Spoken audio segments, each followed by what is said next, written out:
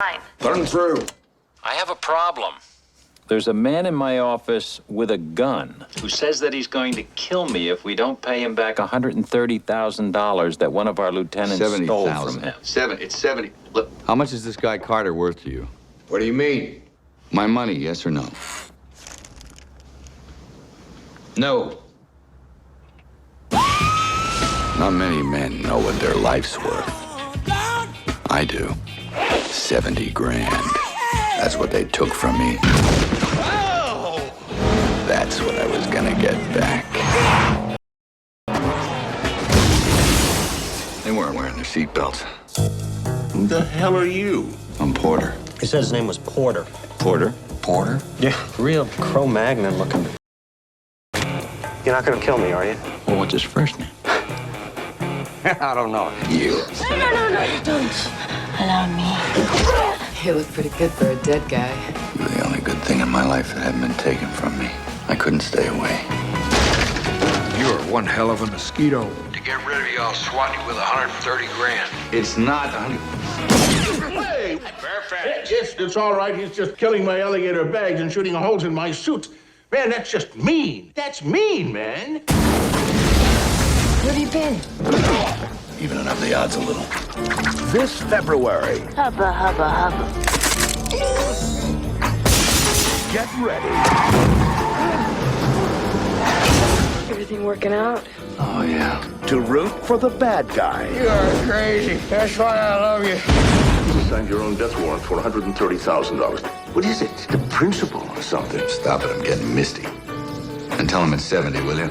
Mel Gibson. What do you mean it's only 70? It's only 70,000? Worth more than that. Payback. Careful, boy. He might bite you back. The line. Put him through. I have a problem. There's a man in my office with a gun who says that he's going to kill me if we don't pay him back $130,000 that one of our lieutenants stole from him. It's 70. Look. How much is this guy Carter worth to you? What do you mean? My money, yes or no? No. Not many men know what their life's worth. I do. 70 grand. That's what they took from me. That's what I was gonna get back. They weren't wearing their seatbelts. Who the hell are you? I'm Porter. He said his name was Porter. Porter? Porter? Yeah, real Cro-Magnon. You're not gonna kill me, are you? Well, what's his first name? I don't know. You. No, you don't. Allow me. You look pretty good for a dead guy. You were the only good thing in my life that hadn't been taken from me. I couldn't stay away. You're one hell of a mosquito. To get rid of you, I'll swat you with 130 grand. It's not 100. Hey! Perfect. Yes, it's all right. He's just killing my alligator bags and shooting holes in my suit. Man, that's just mean. That's mean, man. Where have you been? Evening up the odds a little. Hubba, hubba, hubba, hubba. Get ready. Everything working out? Oh, yeah. To root for the bad guy. You are crazy. That's why I love you. You just signed your own death warrant for $130,000. What is it? The principal or something? Stop it, I'm getting misty. And tell him it's 70, will you? Mel Gibson. What do you mean it's only 70? It's only 70,000? Hell, my suits are worth more than that. Payback. Careful, boy. He might bite you back. Thomas, that is totally non-formulated. You never know what's going to happen next. Oh, that's good. Was that something that you felt it was going to happen when you read the script, and if it was a... Well, it was something that there was only a first act, you know. And I read it, and I thought, that's kind of interesting. This is a very bad man, you know. He's stealing people's credit cards and all this sort of stuff. And what's he up to? And you find out gradually, like, what he's about. But, you know, Brian and I sat down, and we kind of collaborated on the next two acts. and made them.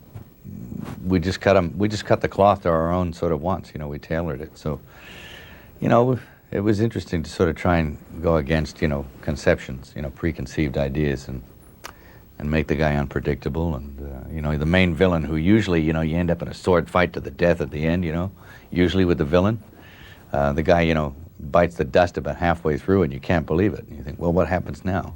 But at the same time, sure. Oh. Oh, I did? Yeah, it's okay. It sounded okay. It sounded all right? Yeah, if it flips over again, that what we want. It's a very nice shirt, don't you think? Yeah, it's a great shirt. Okay, so number 2 now? Cool.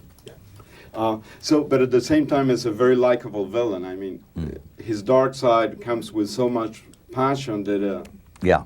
Well, he... I don't know what that is. I think early on we're allowed to feel sympathy for the guy a little bit, you know. First time you see him, he's having bullets dug out of his back, so some pretty nasty stuff has gone down. And then he does such heinous things, you can only laugh at them. I mean, you know, stealing money out of a crippled veteran's hat who's begging on the street is like...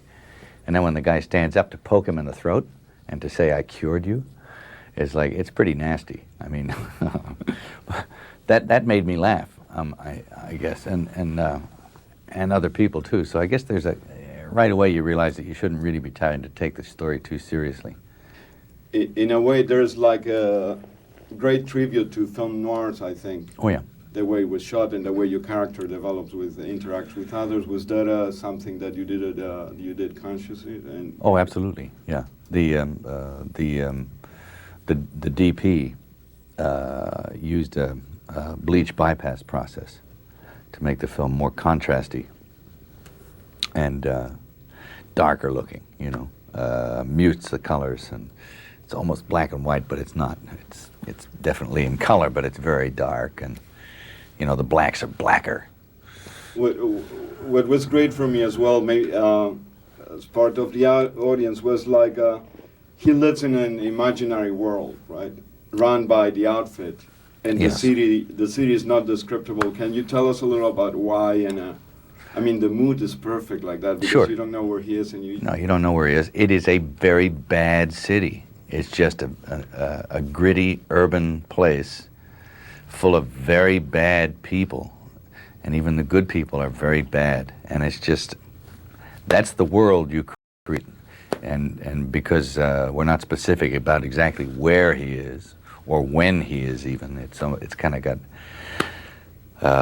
retrofit to, you know, almost 3 decades back. It could be the 40s, 50s, 60s, 70s, 80s. You know, it's you know, there's automobiles in it from the 80s, and yet the music should give you Starsky and Hutch flashbacks. You know, it's like it's just I don't know. It's a strange world, and that's kind of the charm of it. I think once you accept the convention of where you're at, well then, you know, laugh it up really, because you know, it's no place you've ever been or want to go. Is Icon Productions? Yes. Are you going to be doing more films like this, depending on what happens, or? Sure, we'll do all sorts of films. We've done, excuse me, like 4 films in Europe this year, mostly out of England and Ireland, and you know, all sorts of things. I like the variety of doing a lot of different things. The fact that you have your own production company, yeah.